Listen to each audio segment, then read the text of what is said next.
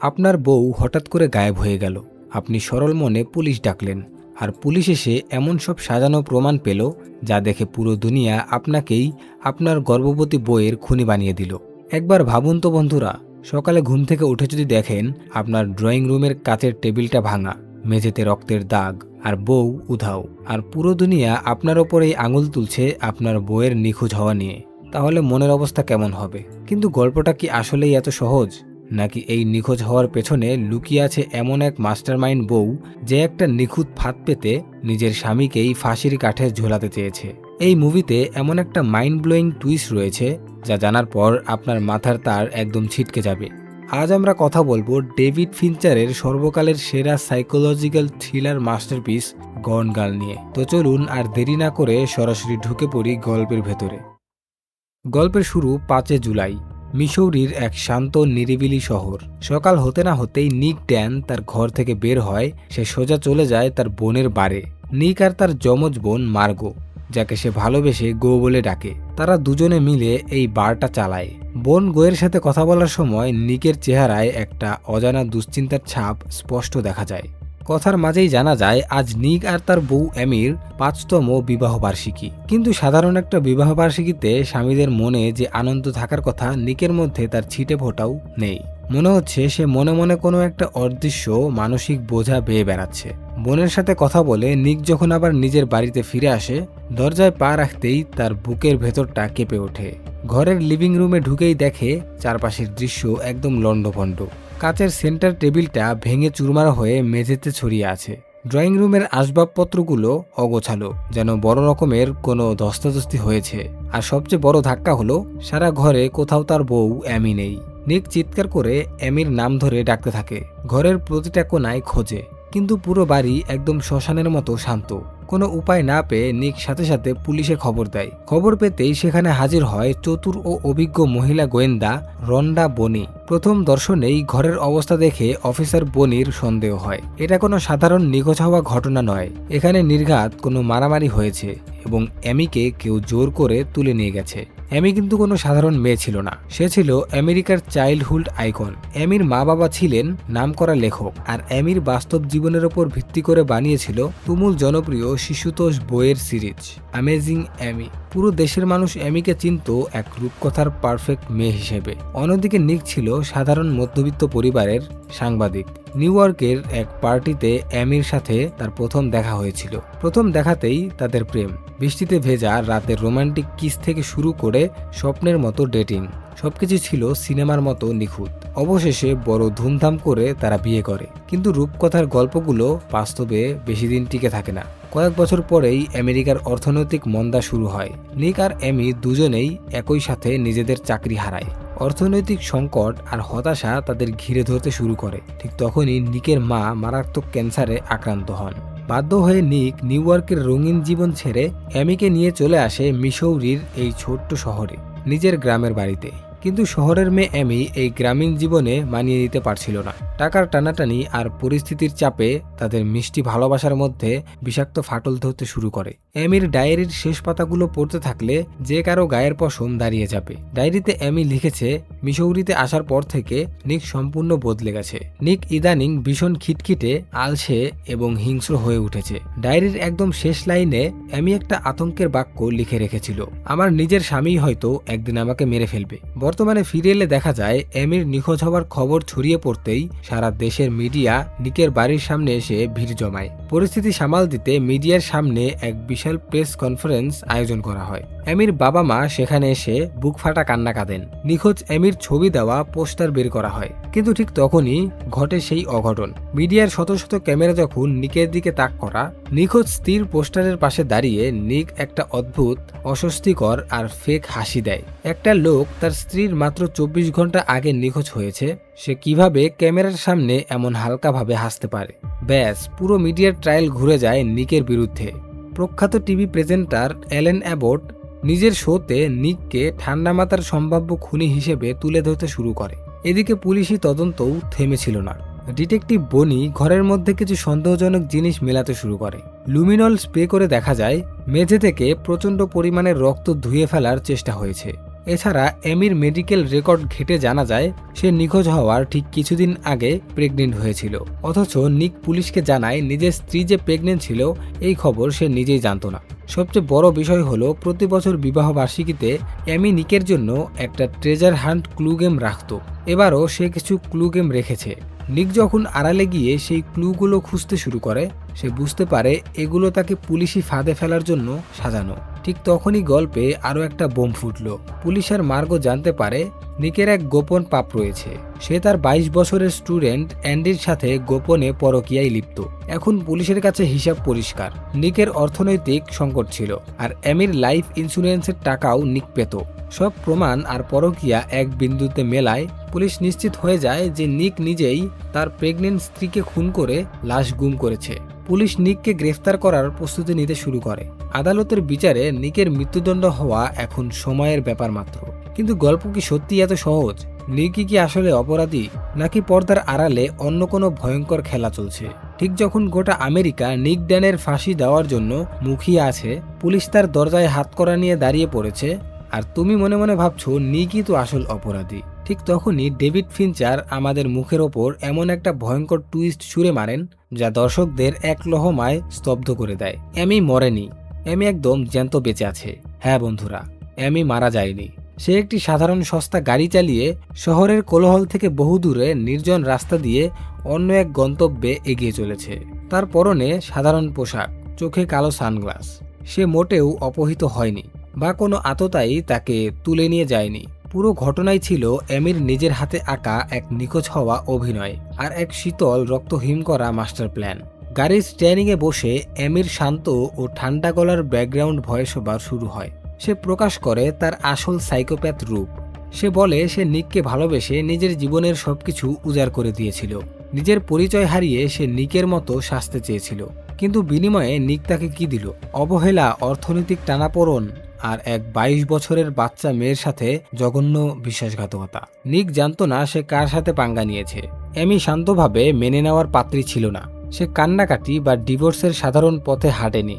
সে চেয়েছিল নিককে এমন এক শাস্তি দিতে যা ইতিহাস মনে রাখবে। আর তাই গত 1 বছর ধরে এমি নিজের ঘরে বসেই সাজিয়েছিল এই অবিশ্বাস্য নীল নকশা। এমি কয়েক বছর ধরে নিজের শরীর থেকে সিরিঞ্জ দিয়ে রক্ত বের করে জমা করে রাখছিল। নিখোঁজ হওয়ার দিন সকালে সে নিজের হাতে সেই জমিয়ে রাখা রক্ত ড্রয়িং রুমের কাছের টেবিল আর রান্নাঘরের মেঝেতে ঢেলে দেয়। তারপর খুব তাড়াহুড়া করে তা মোছার একটা কৃত্রিম ছাপ রেখে যায়, যাতে পুলিশ এসে লুমিনল টেস্ট করেই বুঝে ফেলে এখানে বিশাল রক্তপাত ধুয়ে ফেলা হয়েছে। দ্বিতীয়ত, প্রেগনেন্সি। এমি নিজে কিন্তু গর্ভবতী ছিল না। সে তার এক গর্ভবতী বান্ধবীকে মিষ্টিকতায় ভুলিয়ে নিজের বাড়িতে ডেকে আনে। তারপর ওয়াশরুমের বাহানায় গিয়ে সে ওই বান্ধবীর প্রস্রাবের নমুনা সংগ্রহ করে রাখে। সেই চুরি করা প্রস্রাব দিয়ে সে নিজের নামে গর্ভধারণের ভুয়া মেডিকেল রিপোর্ট তৈরি করে, যাতে নিকের ওপর গর্ভবতী স্ত্রীকে মারার দায়টা আরও শক্তভাবে চাপে। তৃতীয়, ক্রেডিট কার্ড। এমি গোপনে নিকের মানিব্যাগ থেকে ক্রেডিট কার্ডের তথ্য চুরি করে এবং নিজের নামে অনলাইনে প্রচুর দামি দামি জিনিসপত্র কিনতে থাকে, যা সে পরে তাদের বাড়ির পেছনের কাঠের গোদাম ঘরে লুকিয়ে রাখে। উদ্দেশ্য ছিল পুলিশ যেন মনে করে নিক স্ত্রীর টাকার আত্মসাতের জন্যই তাকে খুন করেছে। আর শেষ অস্ত্র ছিল তার মিথ্যা ডায়েরি, যে ডায়েরি পড়ে পুরো দুনিয়া আর পুলিশ নিককে এক নিষ্ঠুর পশুগড় স্বামী ভাবছিল। সেটার অধিকাংশ পাতাই ছিল এমির বানোয়াট নাটক। সে রাত জেগে জেগে নিকের হাতাহাতি আর নিজের কষ্টের মিথ্যা গল্প বানিয়েছে। কিন্তু এমির চূড়ান্ত পরিকল্পনা কি ছিল জানো? এমি ঠিক করেছিল নিখোঁজ হওয়ার অভিনয় শেষে এক নির্জন হ্রদের জলে ডুবে আত্মহত্যা করবে। তার লাশ কোনোদিন খুঁজে পাওয়া যাবে না, কিন্তু পুলিশের কাছে থাকবে তার রক্ত, মিথ্যা ডায়েরি, ক্রেডিট কার্ডের নথি আর পরকীয়ার শক্ত প্রমাণ, যার ওপর ভিত্তি করে আইনিভাবে নিককে ইনজেকশন দিয়ে মৃত্যুদণ্ড দেওয়া হবে। অর্থাৎ এমি নিজে মরে গিয়ে হলেও নিককে ফাঁসির কাঠে ঝুলিয়ে তবেই শান্তি পেত। কিন্তু নিখুঁত পরিকল্পনার মধ্যেও একটু ভুল হয়ে যায়। এমি নিজের পরিচয় লুকিয়ে এক সস্তা কেবিনে গিয়ে ওঠে, কিন্তু সেখানে থাকা কিছু বাজে লোক খেয়াল করে এই নতুন মেয়েটার কাছে প্রচুর ক্যাশ টাকা রয়েছে। তারা সুযোগ বুঝে এমির কাছ থেকে ওই সমস্ত টাকা ছিনতাই করে নিয়ে যায়। হঠাৎ করে নিঃস্ব হয়ে পড়ায় এমি বাধ্য হয়ে ফোন করে তার প্রাক্তন প্রেমিক ডেসির কাছে। ডেসি ছিল এমির হাই স্কুলের প্রেমিক, যে এমির প্রেমে এতটাই অন্ধ ছিল যে সে সাথে সাথে ছুটে আসে। ডেসি এমিকে উদ্ধার করে নিয়ে যায় তার এক বিলাসবহুল, সুরক্ষিত ও অতি আধুনিক লেক হাউসে। ডেসি মনে করছিল সে ভালোবাসার মানুষকে কোনো বিপদ থেকে উদ্ধার করে আনলো। সে বুঝতেও পারেনি সে নিজের মৃত্যুর পরোয়ানাকে নিজের বাড়িতে ডেকে এনেছে।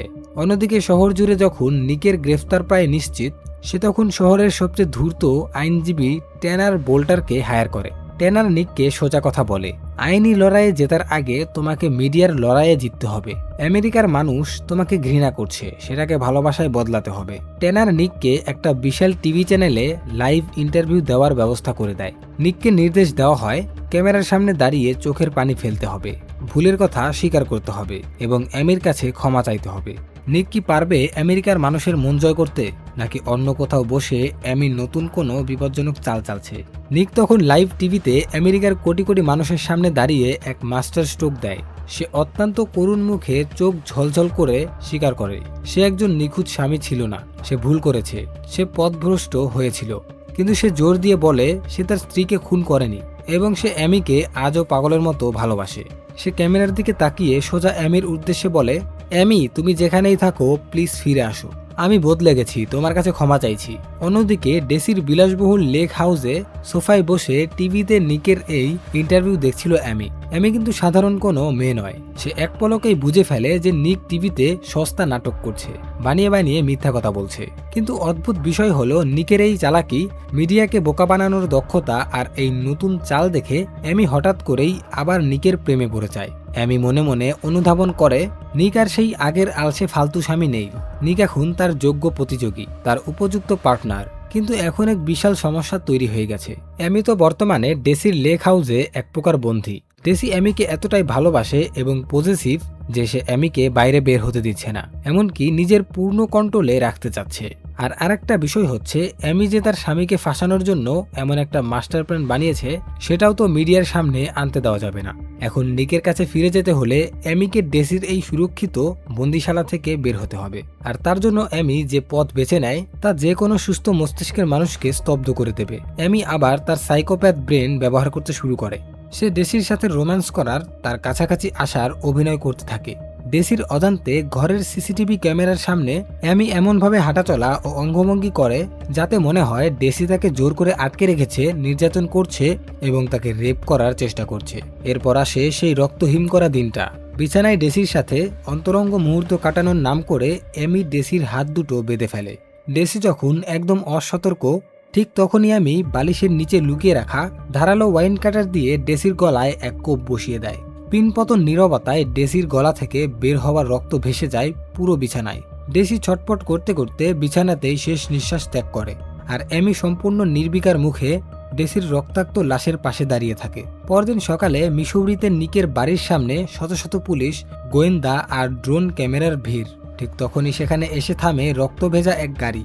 গাড়ির দরজা খুলে ধীরে ধীরে বেরিয়ে আসে অ্যামি। তার সাদা পোশাক রক্তে লাল হয়ে আছে, শরীর দুর্বল ও রক্তাক্ত। সে ধুঁকতে ধুঁকতে গিয়ে সোজা নিকের বুকে গড়িয়ে পড়ে। মিডিয়ার শত শত ক্যামেরার সামনে এই দৃশ্য এক ঐতিহাসিক মুহূর্ত তৈরি করে। এরপর অ্যামির ইন্টারভিউ নেওয়া হয়, যেখানে সে তার সাথে ঘটা সবকিছু বলে, যেগুলোর সবই ছিল মিথ্যা বানানো গল্প। এই বানোয়াটি কথা শুনে রোন্ডা বনির মনে খটকা লাগে। সে বুঝতে পারে অ্যামি মিথ্যা বলছে, কিন্তু প্রমাণ কোথায়? পুলিশ পরবর্তীতে ডেসির লেক হাউসে গিয়ে সিকিউরিটি ক্যামেরার ফুটেজ আর সাজানো প্রমাণ দেখে ধরে নেয় অ্যামি সম্পূর্ণ নির্দোষ। ডেসি অ্যামিকে কিডন্যাপ করেছিল, আর অ্যামি কেবল নিজের আত্মরক্ষার্থে ডেসিকে খুন করে পালিয়ে এসেছে। রাতারাতি অ্যামি ভিকটিম থেকে পুরো আমেরিকার হিরো হয়ে যায়। সমাজ তাকে বাহবা দেয়। অ্যামেজিং অ্যামি তার হারিয়ে যাওয়া জনপ্রিয়তা দ্বিগুণ শক্তিতে ফিরে পায়। কিন্তু বন্ধু, দরজার পেছনে গল্পটা একদম ভিন্ন। বাড়ির দরজা বন্ধ হতেই নিক অ্যামির গলার কাছে চেপে ধরে গর্জে ওঠে। সে চেঁচিয়ে জিজ্ঞাসা করে, তুমি ডেসিকে কেন মারলে? তুমি আস্ত একটা সাইকোপ্যাথ। অ্যামি তার গা থেকে রক্ত ধুতে ধুতে শান্ত, শীতল আর বিষাক্ত গলায় উত্তর দেয়, নিক, আমি সেই মেয়ে যে তোমাকে একজন আসল পুরুষ আর ভালো মানুষ বানাতে চেয়েছিল। তুমি কেবল আমার সাথে থাকলেই সেরা মানুষ হতে পারবে। আমরা দুজন দুজনের জন্য একদম পারফেক্ট। নিক সিদ্ধান্ত নেয় সে এই সাইকোপ্যাথ মহিলার সাথে আর এক মুহূর্ত থাকবে না। সে পুলিশ, মিডিয়া আর পুরো দুনিয়ার সামনে অ্যামির সমস্ত কুকীর্তি ফাঁস করে দেবে। কিন্তু অ্যামি যে চালের ওপর চাল চেলে বসে আছে তা নিকের কল্পনারও বাইরে ছিল। অ্যামি তার শেষ ট্রাম্প কার্ডটা খেলে। সে নিককে এক চাঞ্চল্যকর খবর দেয়, সে সত্যি সত্যি গর্ভবতী। মিসৌরিতে আসার আগে নিক যখন ফার্টিলিটি ক্লিনিকে নিজের স্পাম জমা রেখেছিল, অ্যামি ক্লিনিক থেকে গোপনে সেই স্পাম ব্যবহার করে আর আর্টিফিশিয়াল ইনসেমিনেশনের মাধ্যমে গর্ভবতী হয়েছে। এমি নিককে ঠান্ডা গলায় হুমকি দিয়ে বলে, তুমি যদি আমাকে ছেড়ে চলে যাও বা মিডিয়ার কাছে আমার ব্যাপারে কোনো খারাপ কথা বলার চেষ্টা করো, তবে পুরো দুনিয়া বিশ্বাস করবে তুমি এক গর্ভবতী স্ত্রীকে ফেলে পালিয়ে যাওয়া এক জঘন্য বাবা। আর তুমি যদি চুপচাপ আমার সাথে থাকো তবে তুমি তোমার সন্তানকে নিজের চোখে বড় হতে দেখতে পাবে। নিক সম্পূর্ণ অসহায় হয়ে পড়ে। সে বুঝতে পারে সে এক মারাত্মক ফাঁদে আটকে গেছে।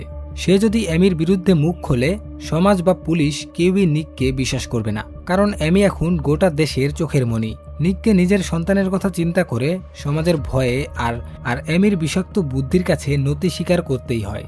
সিনেমার একদম শেষ দৃশ্য, টিভি ক্যামেরার সামনে নিক আর এমি হাসি মুখে হাত ধরে ঘোষণা দেয় তারা তাদের সন্তানকে স্বাগত জানাতে প্রস্তুত। সারা দেশের মানুষ তাদের আদর্শ দম্পতি ভেবে তালি বাজায়। কিন্তু টিভি ক্যামেরা বন্ধ হতেই ব্যাকগ্রাউন্ডে এক ঘন অন্ধকার নেমে আসে। সিনেমার প্রথম দৃশ্যের মতোই নিক শুয়ে থাকা এমির মাথায় হাত বোলাচ্ছে। কিন্তু প্রথম দৃশ্যে যেখানে কিছুটা ভালোবাসা আর আকর্ষণ ছিল, শেষ দৃশ্যে নিকের চোখে মুখে ভেসে ওঠে চরম আতঙ্ক, ঘৃণা আর এক চিরস্থায়ী খাঁচায় বন্দী হওয়ার অসহায়তা। আর এভাবেই শেষ হয় ডেভিড ফিঞ্চার পরিচালিত সাইকোলজিক্যাল থ্রিলার মাস্টারপিস গন গার্ল। তো বন্ধুরা, কেমন লাগলো গন গার্ল মুভিটির এই মাথা নষ্ট করা গল্পটা? কমেন্ট করে কিন্তু অবশ্যই আপনার মতামত জানাবেন। আর ভিডিওটা ভালো লেগে থাকলে একটা লাইক দিন, বন্ধুদের সাথে শেয়ার করুন। আর এমনই সব ধামাকা মুভির এক্সপ্লেনেশন পেতে আমাদের রিল বম্ব চ্যানেলটিকে এখনই সাবস্ক্রাইব করে পাশেই থাকুন। দেখা হচ্ছে পরবর্তী কোনো ভিডিওতে। ততক্ষণ পর্যন্ত সবাই ভালো থাকুন। Tata, bye bye.